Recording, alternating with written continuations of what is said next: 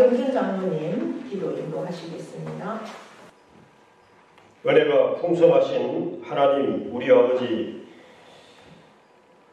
이제는 서늘한 바람이 불어 오는 그런 가을의 문턱을 넘어서 우리나라 민족의 최대 명절인 추석 한가위를 우리 허락하셔서 잘 보내게 하시고, 오늘은 특별히 주님 전에 올라와 예배로 영광을 돌리게 인도하여 주심을 감사합니다.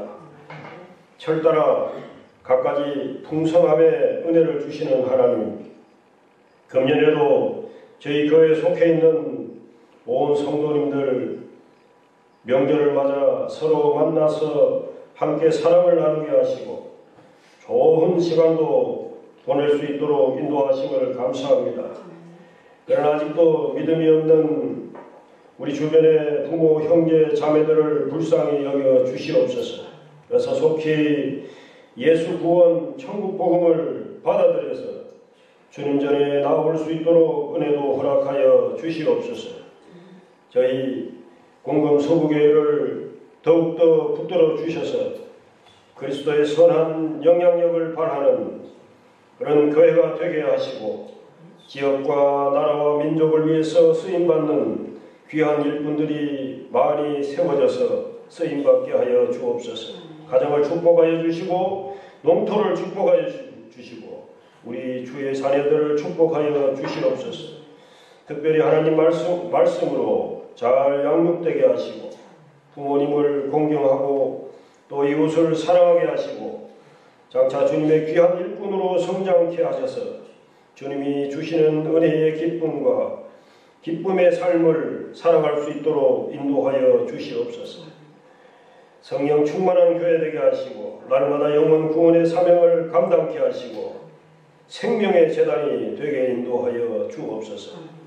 주님, 모든 교인 예수 믿고 구원받고 성령받고 말씀대로 살게 하시고 가정과 지역과 영혼을 품고 기도하고 찾아가고 복음 전하게 인도하여 주시옵소서. 특별히 이 지역 우상을 무너지게 하시고 장기 결석자들 예배 자리에 앉게 하여 주옵소서. 또한 새신자는 말씀 안에 정착하게 인도하여 주옵소서. 우리나라 대한민국이 하나님 편에 서는 나라 민족 되게 하시고 예수 한국 복음 통일되게 인도하여 주옵소서. 오직 주님만이 이 땅을 다스려 주시옵소서. 이웃을 사랑하고 하나님의 공의가 꽃이 피는 이 나라 대한민국이 되게 인도하여 주옵소서. 이제 목사님 또 말씀을 선포하십니다. 선포되어지는 말씀 위에 은혜를 더하여 주옵소서. 저희들은 크게 아멘으로 받아들여 이 풍성한 가을의 모습처럼 우리들의 삶에도 순종의 열매가 맺어지게 하옵소서.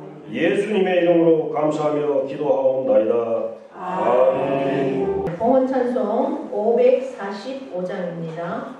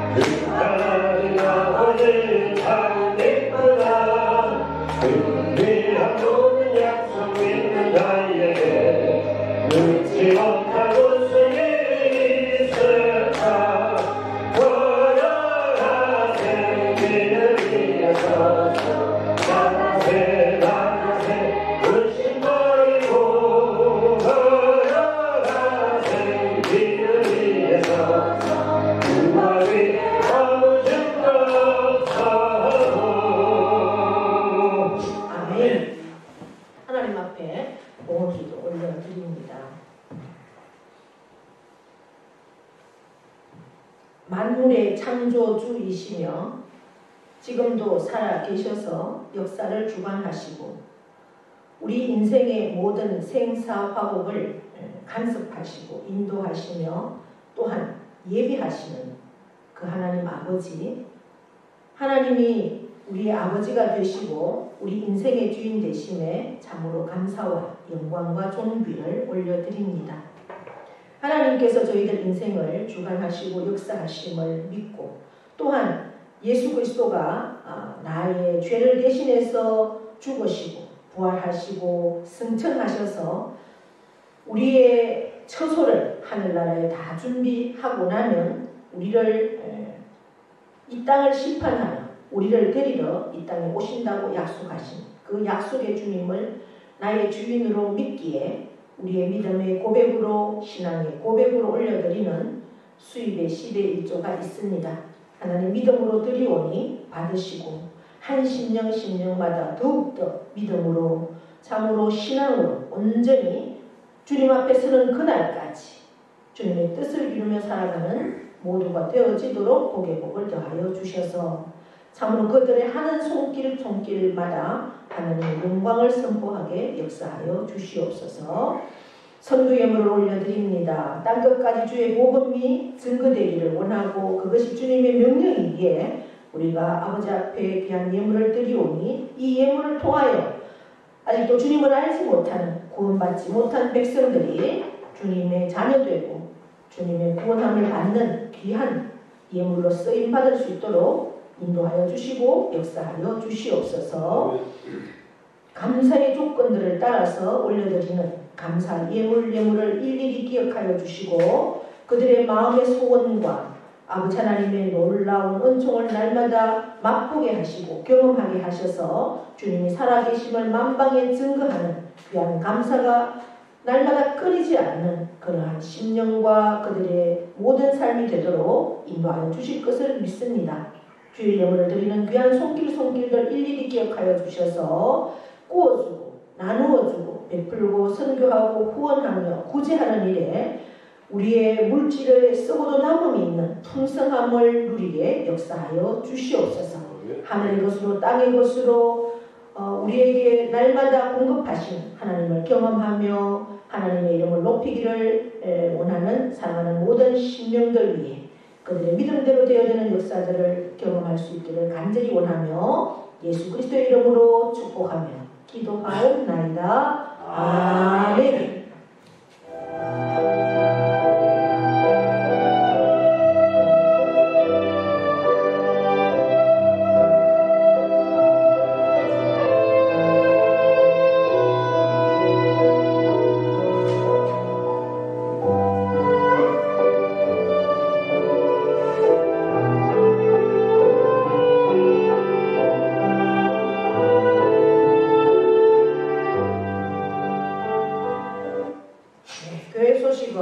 주보를 참고해 주시고요.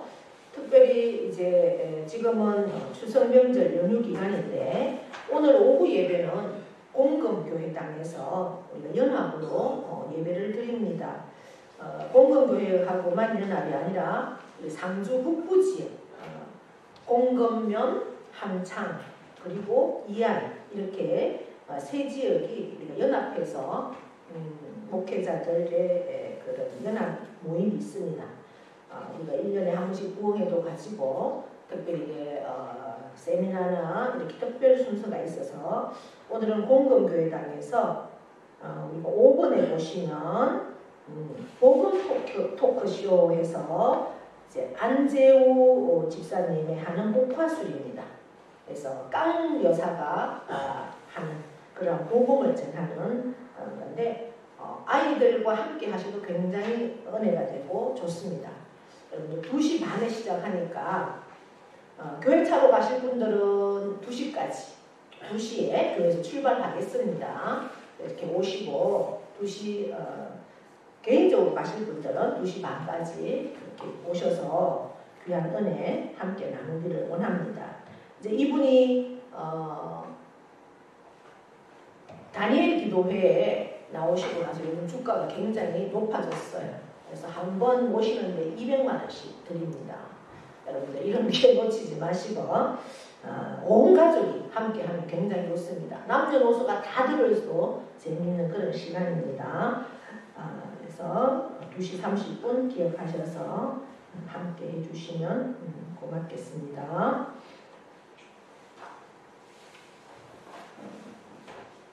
성경 말씀은 로마서 6장입니다.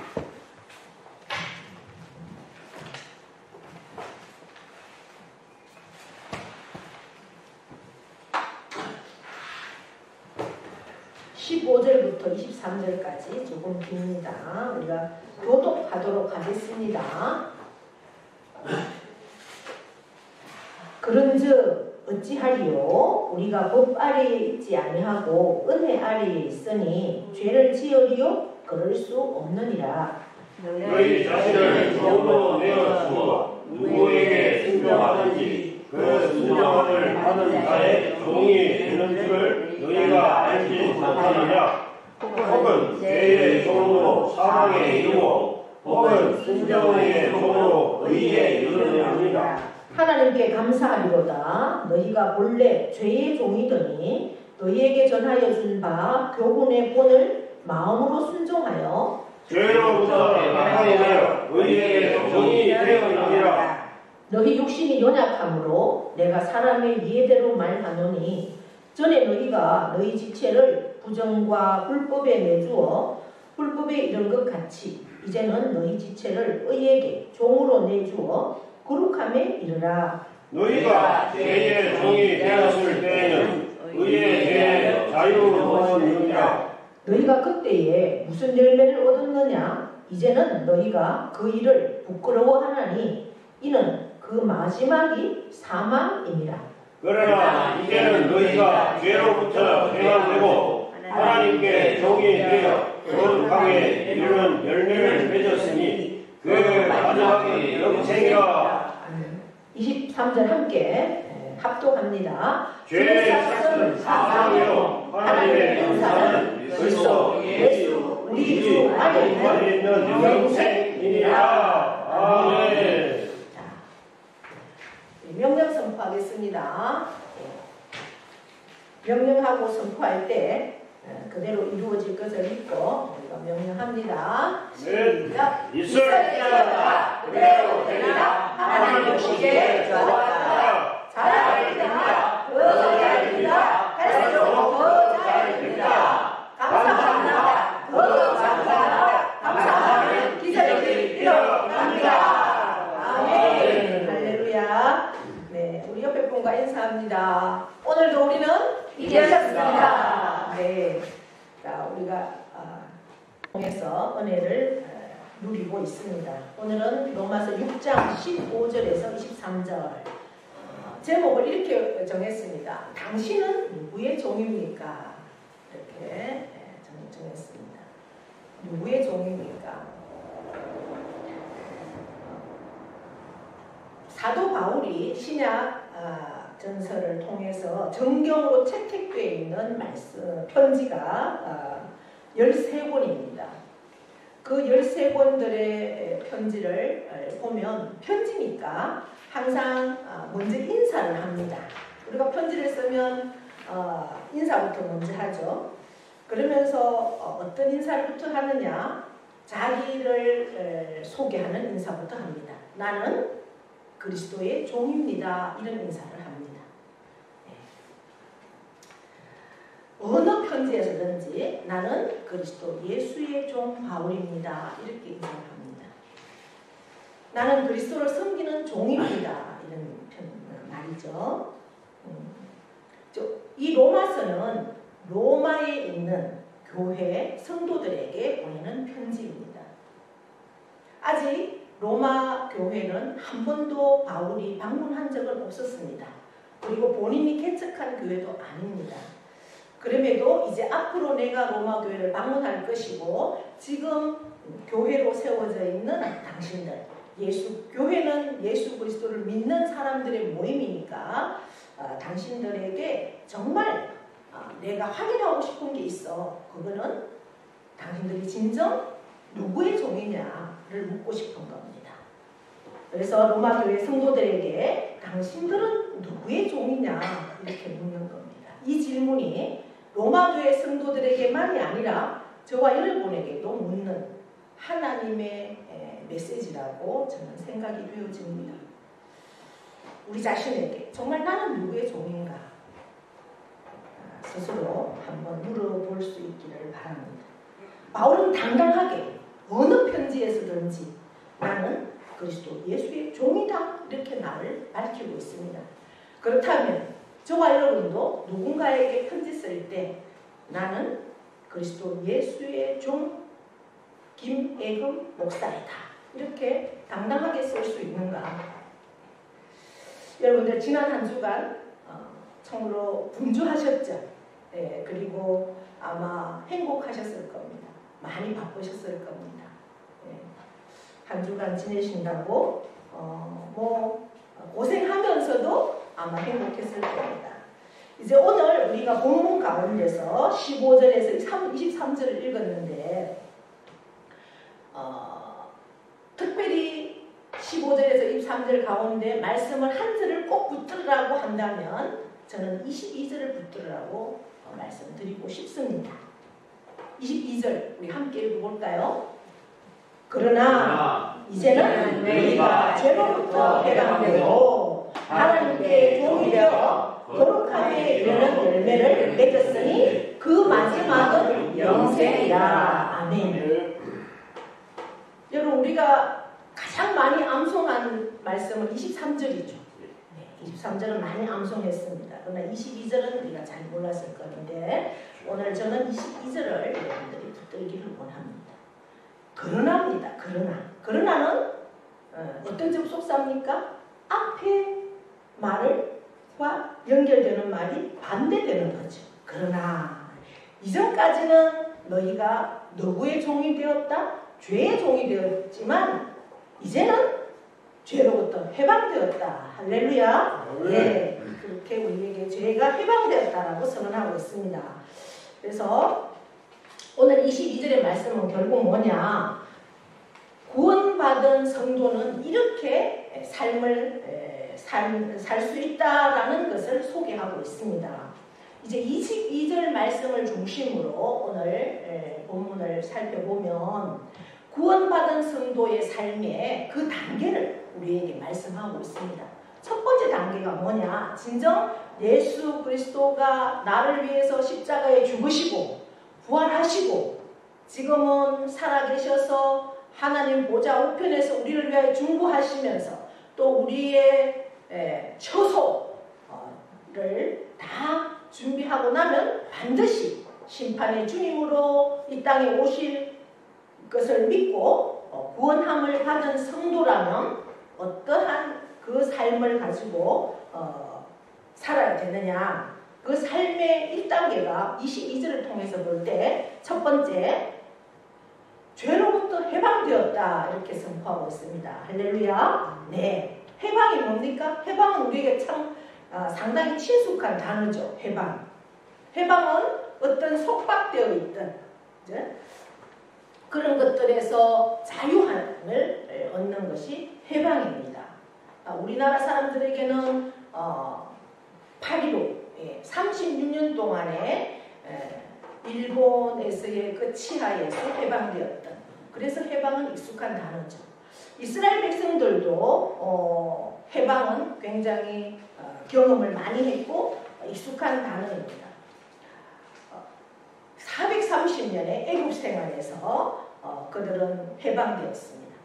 그리고 나서 430년 동안의 해방 이후에도 가나안에 정착하고 나서 사사시대에 350년 동안 적어도 7번의 통치를 계속 받았습니다. 왕정시대에는 어떻게 했습니까? 그들이 하나님의 말씀대로 살지 못해서 결국은 북이스라엘은 아수로에 망해서 완전히 나라가 없어지고, 그리고 남유다도 결국은 하나님 말씀대로 살지 못해서 바벨론에게 포로로 잡혀갔죠.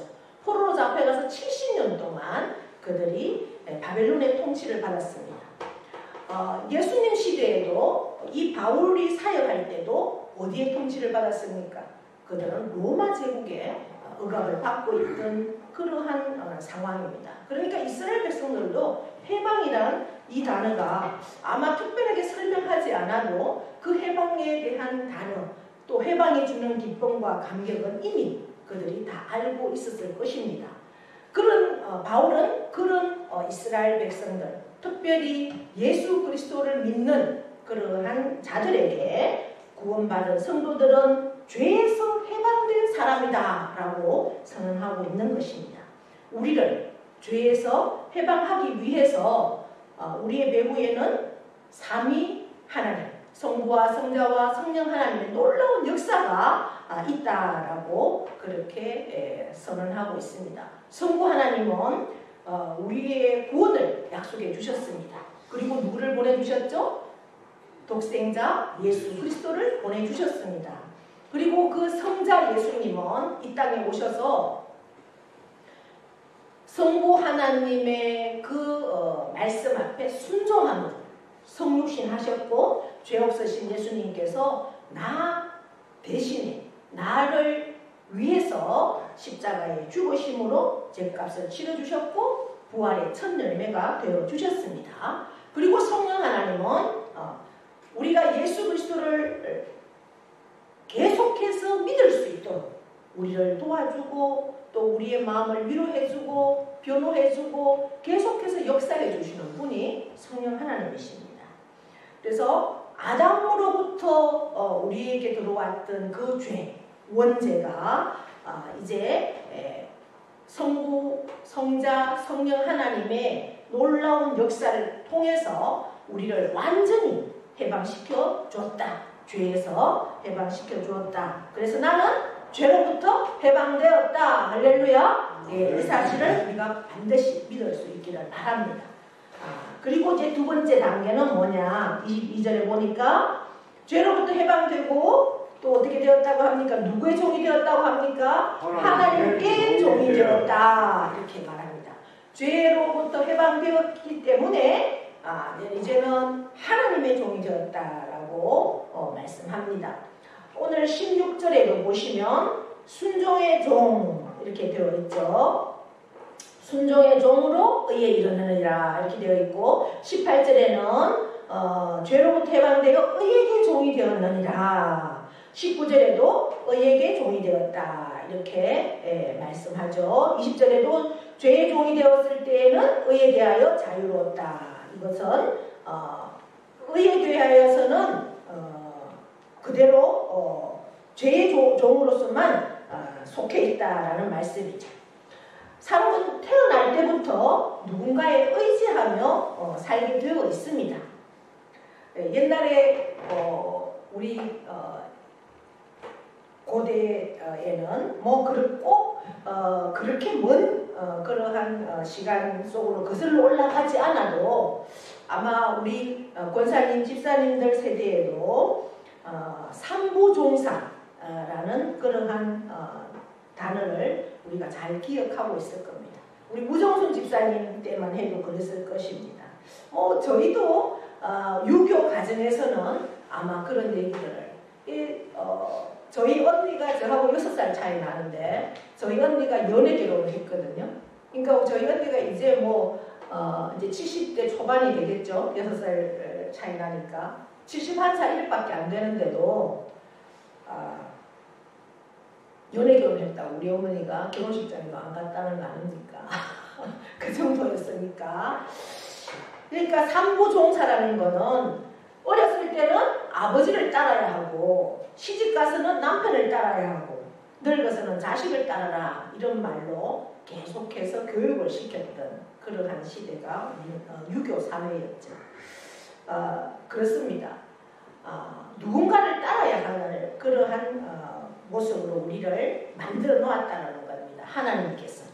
그렇습니다. 이왕 누군가를 따르려면 어떤 분을 따라야 하겠는가? 중간지대는 없습니다. 이것 아니면 이겁니다. 둘 중에 하나라는 거죠. 하나는 누굴까요? 조직 폭력보다도 더 무서운 죄, 사단. 아니면 우리를 만들어주시고 구원해주신 그 하나님. 둘 중에 하나만 따라야 한다는 거. 과연 우리는 누구를 따르고 있습니까? 중간지대는 없다라는 겁니다. 마귀, 사탄 아니면 하나님.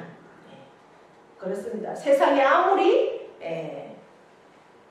청렴하고 도덕적인 삶을 산다고 해도 의인은 하나도 없다라고 우리가 분명히 3장에서 보았죠. 그렇다면 그 사람이 속해 있는 곳은 사단과 죄에 속해 있고 하나님으로 인해서 예수 그리스도로 인해서 구원을 받은 성도는 하나님께 속해 있다라는 겁니다. 이제 바울은 천국을 체험한 사람입니다. 우리가 고린도 후서에 보면 고린도 후서 12장에 자기가 어디까지 갔다고 말을 하고 있는가 하면 셋째 하늘에 끌려갔다라고 고린도 후서 12장에 기록하고 있습니다. 바울이 천국에 간 체험을 고린도 후서에 이제 기록하기 14년 전에 내가 천국에 끌려갔다 이렇게 기록을 하고 있습니다. 고린도 후서가 기록된 때가 예수님이 태어나고 난 이후에 한 56년경이었습니다. 그러니까 사도 바울이 그 고린도 후서를 기록하기 14년 전에 나는 이미 셋째 하늘에 천국에 가봤다라는 그 경험을 기록하고 있는 것을 보면 주후 한 42년경에 그는 천국을 경험을 했습니다.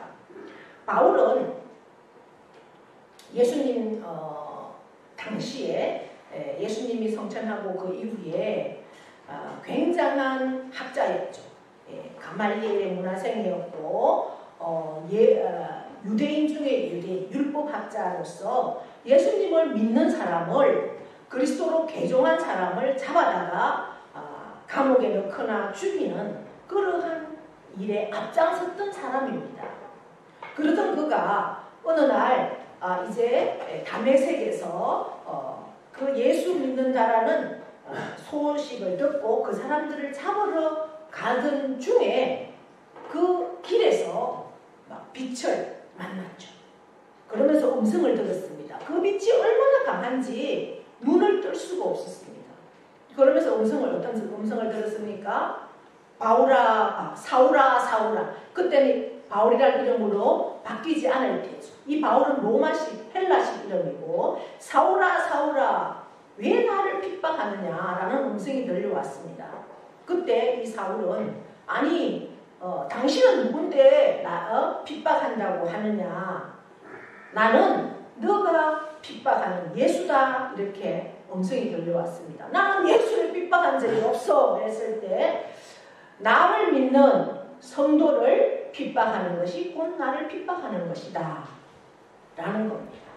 여러분 혹시 주위에 예수 믿는다라고 핍박하는 사람이 있으면 여러분 즐거워하십시오. 나를 핍박하는 건 누구를 핍박하는 겁니까? 바로 예수님을 핍박하는 겁니다. 예수님이 다 갚아주십니다. 바로 응대할 필요가 없습니다. 오히려 그 영혼을 위해서 기도하십시오. 불쌍히 여기십시오. 핍박을 당하면 당할수록 하나님 나라 상이 크다는 사실을 기억하기를 바랍니다. 이제 그 사울이 눈을 너무 빛이 강하기 때문에 눈을 뜰 수가 없었고 실명했습니다. 그렇게 당당한 사울이. 그러면서 꼬꾸라졌죠. 이제 눈을 뜰 수 없었을 때 아나니아라는 사람한테 가서 안수받고 눈을 떴습니다. 그 이후에 이 사울은 회심하고 회개했습니다. 전적인 하나님의 역사죠. 그리고 이제 그는 예수 믿는 사람을 잡는 그 일을 청산하고 아라비아로 갔습니다. 지금의 요르단 지역, 페트라 지역에 가서 3년 동안을 거기에서 머뭅니다. 여러분, 3년 동안 그 깊은 바위 산 속에 들어가서 바울이 뭘 하겠습니까? 할 수 있는 것은 아마 자기가 만났던 하나님, 그리고 여기까지의 나의 삶을 계속 묵상하면서 과연 하나님은 어떤 분이며 예수 그리스도는 누구일까에 대해서 아마 묵상하지 않았을까요? 그리고 특별히 사울은 율법학자였기 때문에 이미 구약의 모든 말씀을 다 섭렵한 그런 사람이었습니다. 여러분, 가말리엘이라는 그 문화생으로 들어가려면 모세오경을 다 외워야 한다라고 그렇게 알려지고 있습니다. 그러니까 율법에 대해서는 완전 꿰뚫고 있는 그러한 사람이었으니 계속해서 그 말씀을 묵상하고 있었던 그런 3년의 훈련이 있었습니다. 그리고 이제 그는 예루살렘으로 돌아왔습니다. 예루살렘에 돌아와서 그 예루살렘 교회의 일원이 되고 싶었습니다. 왜? 나는 이제 회개하고 예전에 예수를 믿는 사람을 핍박하던 자가 아니라 나는 이제 예수를 믿는 구원받은 성도로 예루살렘 교회의 일원이 되고 싶었지만 아직도 예루살렘 교회 교인들은 예전에 그 사울을 잊지 못하는 거죠. 예수 믿는 사람들을 죽이는 일에 앞장섰던, 특별히 그 스데반의 순교 현장에서 스데반을 죽였던 그 사울을 그들이 받아들일 수가 없었습니다. 아직도 예수는 알지만 예수의 사랑이 거기까지 못 미친다는 거죠. 이제 사울은 결국 예루살렘 교회의 교회 교원으로서 교인이 되지 못하고 결국은 어디로 갑니까? 자기 고향 다소로 갑니다. 그 고향 다소에서 10년의 은둔생활, 아마 자기 고향 다소에 가서 그때도 계속해서 하나님의 말씀을 묵상하면서 아마 자기가 알고 있던, 자기가 또 경험한 그 예수를 계속해서 가족부터 그리고 주위의 이웃들에게 복음을 전하지 않았을까, 저는 그렇게 추정을 하고 있습니다. 그때 다소에서 생활할 때 바울은 이미 자신의 몸이 하늘로 옮겨져서 그 셋째 하늘 천국을 경험했다라고 고린도후서 12장에 기록하고 있는 것입니다. 그러니 이제 우리가 요한계시록도 이미 다 살펴보았잖아요. 그 요한계시록에서 살짝 보여주는 그 천국, 길은 순금으로 되어 있고 문은 12문은 진주로 되어 있고 많은 보석으로 방들이 다 지어져 있으며 가로수는 뭐라고 그랬어요? 가로수는 계절마다 열리는 열매들로 그렇게 가로수가 되어 있는 그 천국을 우리가 요한계시록을 살펴보았지 않습니까? 그 요한계시록에 살짝 보여주는 그 천국을 바울은 이미 생생하게 체험했는 겁니다. 그러니 사도 바울이 볼 때 다시 이 땅에 왔을 때 얼마나 이 세상이 더럽고 초라하고 그런 세상으로 보여졌겠습니까? 그러한 이 세상을 전과 같이 저 하늘나라를 직접 생생하게 체험하고 돌아와서 그렇게 예전처럼 같은 방식으로 바라볼 수 있었겠습니까? 그럴 수 없다라는 거죠. 이제 그가 하늘나라를 생생하게 체험하고 와서는 이 땅에서 아무리 의시되는 사람도, 뭐 부자라고 의시되는 사람도 가난한 자같이 보일 수밖에 없다는 겁니다. 저 천국을 갔다 오니, 그래서 이 땅의 즐거움이 천국에서는 오히려 슬픈 것으로 비춰졌을 것입니다. 천국에 가보고 나서는 이 세상의 것에는 전혀 미련이 없는 그러한 바울이 되었습니다. 내가 장차 갈 천국, 여러분들 천국을 확신하고 있습니까? 내가 가야 할 곳, 예수께서 나의 처소를 예비하고 계신다는 그 처소가 다 예비되면 내가 너희를 데리러 이곳에 오겠다. 요한복음에서 우리에게 말씀하고 있는 그 천국이 얼마나 기대되고 있습니까? 이 세상에서 하나님의 종으로서 사는 삶이 때로는 힘들고 어렵습니다. 그런데도 사도 바울이 얼마나 많은 고난을 당했는지 여러분들 우리가 여러 서신들을 통해서 우리가 많이 살펴보았습니다. 복음을 전하다가 돌에 맞아서 정말 죽은 줄 알고 내다버렸던 그러한 시간들도 있었습니다. 오직 복음을 전하다가 갈라디아에 가서 그런 일들이 있었고 빌립보에 가서는 감옥에 갇히기도 했고 얼마나 많은 어려움들이 있었습니까? 추워서 정말 그런 광풍에 그렇게 바닷속에 수장될 뻔한 적도 있었고 많은 어려운 시간들이 있었지만 그러나 오히려 그것이 자신에게는 기쁨이다라는 그런 고백들을 계속해서 하고 있습니다. 장가도 가지 않고 그렇게 복음만을 위해서 달릴 수 있었던 것은 그 천국을 그가 체험했기 때문입니다. 세상에서 하나님의 종이요 의의 종이요 순종의 종으로 사는 것 결코 쉽지는 않습니다. 그래서 예수님이 우리 신앙인들에게 뭐라고 말합니까? 신앙의 길은 좁은 길이다 라고 예수님이 마태복음 7장에서 말씀하셨죠. 그렇습니다. 신앙의 길은 좁고 그 길이 협착해서 찾는 자가 적다라고 예수님이 말씀합니다. 하지만 그 길을 주님과 동행하면 주님과 함께 걷다 보면 우리에게는 생명이 주어지는 것입니다. 할렐루야. 예. 시편 1편도 마찬가지죠. 여러분 시편 1편을 묵상하실 줄 압니다. 잘 암송하실 줄 압니다. 그 시편 1편이 오늘 로마서 6장의 요점을 잘 정리하고 있는 것 같습니다. 시편 기자는 시편 1편을 어떻게 시작하고 있습니까? 그 시편 1편의 범주에 속한 자들에게 악인의 꾀를 따른다. 그 다음에 죄인의 길에 선다. 오만한 자리에 앉는다. 점점 죄는 깊어가는 겁니다. 처음에는 따르다가 그 다음에는 그 길에 서고 그 다음에는 어떻게 합니까? 자리에 앉는다라는 거죠. 죄는 점점 처음에는 작게 시작해서 점점 깊이 빠져들어간다는 겁니다. 다르게 말하면 점점 불경건 속으로 들어간다는 거죠. 결국은 그 자리에 잡고 들어갑니다. 아무런 열매를 맺지 못하고 바람에 나는 겨와 같다.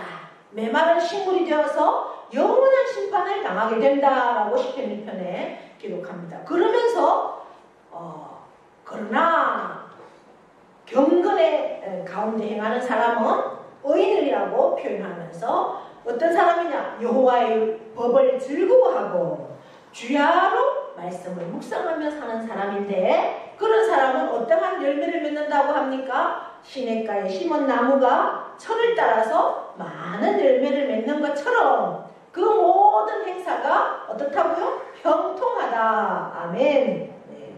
그리고 최종적으로는 하나님 앞에 인정을 받고 하나님과의 교제에 들어간다. 저와 여러분도 바울처럼 그렇게 살 수 있기를 바랍니다. 아멘. 천국을 바로 아십시오. 우리가 섬기는 하나님이 얼마나 좋으신 분인지를 아실 수 있기를 바랍니다. 그래야 기쁨으로 자원할 수 있고 이 땅에서 하나님의 종으로 살아갈 수가 있습니다.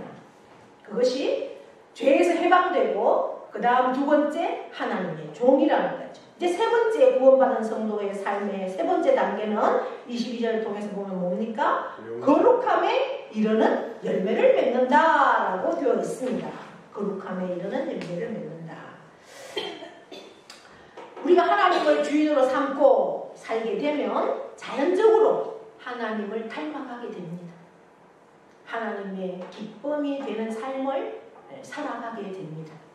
그래서 우리의 삶 속에서 갈라디아서 5장에서 말씀한 성령의 9가지 열매가 삶 속에서 나타난다는 겁니다.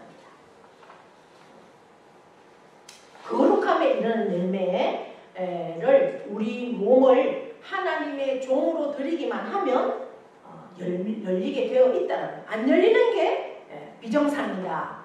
우리가 포도나무 열매를 포도나무 비유를 통해서도 우리가 잘 알 수 있죠. 그 나무에 가지 우리가 붙어 있기만 하면 열매가 맺는다라는 거죠.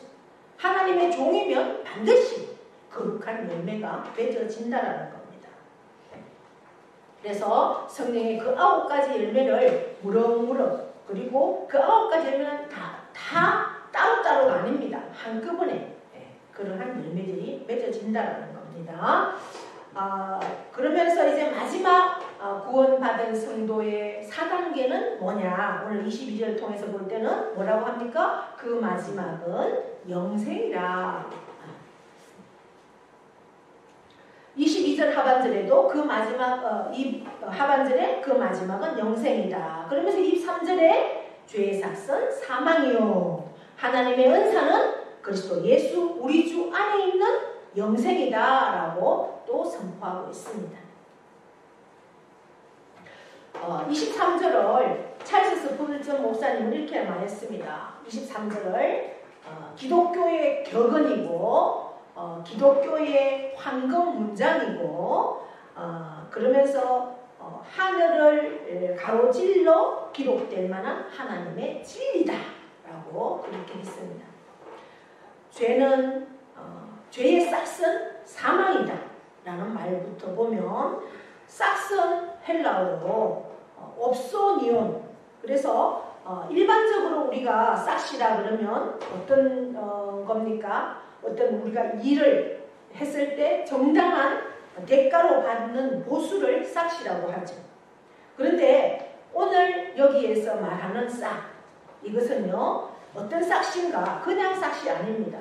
본인이 받는 싹입니다. 여러분, 농부가 우리가 하루 일하고 받는 일당하고 군인이 하루 근무하고 받는 일당하고 같은 일당이 아니라는 겁니다. 물론 전쟁이 아닐 때는 또 조금은 다를 수 있죠. 그러나 지금 23절에서 말하는 싹은 전쟁 가운데 군인이 그 전쟁터에서 목숨을 걸고 싸우는 군인을 말하는 겁니다. 목숨을 걸고 싸운 군인이 받는 보수하고 우리가 일하는 평안한 가운데 일하는 보수하고는 결코 같을 수가 없다라는 거죠. 생명을 이미 담보로 한 상태라는 겁니다. 그러한 의미를 이해한 후에 우리가 본문을 보면 죄의 종이 되어서 군인처럼 목숨을 걸고 평생 싸웠는데 그에게 돌아온 대가는 뭐라는 겁니까? 사망이라는 거죠. 죄가 그렇다는 겁니다, 여러분. 죄의 삭은 사망이다. 죄의 종이 되어서 군인처럼 생명을 걸고 이 세상에서, 여러분, 이 세상에서 정말 생명을 걸고 세상을 위해서 뭘 먹을까, 뭘 마실까, 뭘 입을까, 정말 세상의 쾌락을 위해서 열심히 생명을 걸고 싸웠는데 결국 대가가 뭐냐? 사망이라는 거예요. 그것보다 비참한 인생이 있겠습니까? 결국 종말은 있다라는 거죠. 여러분이 지금 눈에 보이는 가장 부러워하는 하나님의 여정입니다. 믿으십니까? 아멘. 아멘. 그렇기에 바울은 자신있게 편지를 쓸 때마다 나는 그리스도의 종입니다 라고 그렇게 썼습니다. 그런데 오늘 우리에게는 바울이 가졌던 그 고백, 나는 그리스도의 종입니다 라는 그러한 자신감으로 저와 여러분이 충만해 있는지, 아니면 그 부분을 자신감을 상실하고 있는지 우리 자신들이 살펴야 되겠다는 거죠. 우리가 그리스도인으로서의 정체성을 날마다 가질 수 있기를 바랍니다. 사도 바울이 저와 여러분에게 묻는다면, 나는 예수 그리스도의 종인데 당신은 누구의 종입니까? 그렇게 묻는다면 어떻게 대답할 수 있겠습니까? 여러분, 제가 질문합니다. 여러분에게, 당신은 누구의 종입니까? 예수 그리스도의 종입니다. 나는 그리스도의 종입니다라고 당당히 선포할 수 있는, 정말 하나님 앞에 그렇게 선포할 수 있는 그러한 분명한 신앙, 정체성을 가지시고 우리의 환경이 어떠한 상황 가운데 있다 할지라도 날마다 승리하며 나아가는 저와 여러분 될 수 있기를 축복합니다. 아멘. 하나님 아버지 고맙고 감사합니다. 오늘도 저희들 복된 자리에 앉게 하셔서 귀한 말씀 주심을 감사합니다. 죄로부터 우리는 해방되었습니다. 하나님께 종이 되었습니다. 이제는 우리에게 거룩한 열매를 맺게 하시고 하나님의 그 놀라운 선물 영생을 누리는 자로 살 수 있도록 은혜 베풀어 주심을 감사합니다. 나는 예수 그리스도를 섬기는